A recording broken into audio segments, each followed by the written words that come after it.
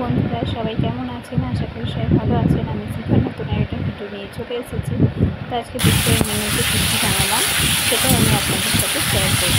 আজকে এদিকে আমি বানাচ্ছি আলু পোস্ত, ঝিঙে আলু পোস্ত, আর এদিকে আলু বরবটি চিংড়ি ভাজা হবে। এটা কুমড়ো শাক মসুর ডাল দিয়ে হবে। এটা আমার শাশুড়ি মা বানাবে।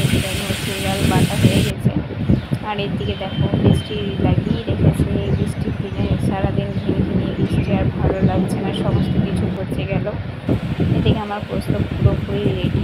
এদিকে ভাজাটা আমি রেখে দিয়েছি, আর মা ওইদিকে কুমড়ো শাকটা করছেন। তো কুমড়ো শাকের রেসিপিটা কিন্তু নতুন, আমি কোনোদিন এরকম আমি খাইনি। মুসুরি ডাল দিয়ে কুমড়ো শাক আমি কোনোদিনই খাই না।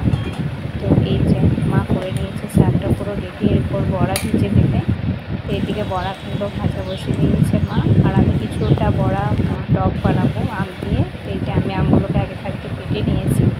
তো এখন টকটা বসিয়ে দেবো। তো ভিডিওটা কেমন হয়েছে বলতে ভুলবেন না। যদি ভালো লাগে একটা লাইক কমেন্ট করবেন। তো দেখুন এদিকে আমি টকটা বসিয়েছি।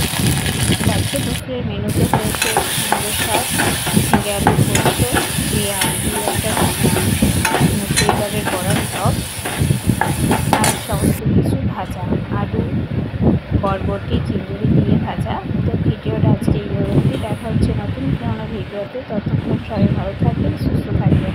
টাটা।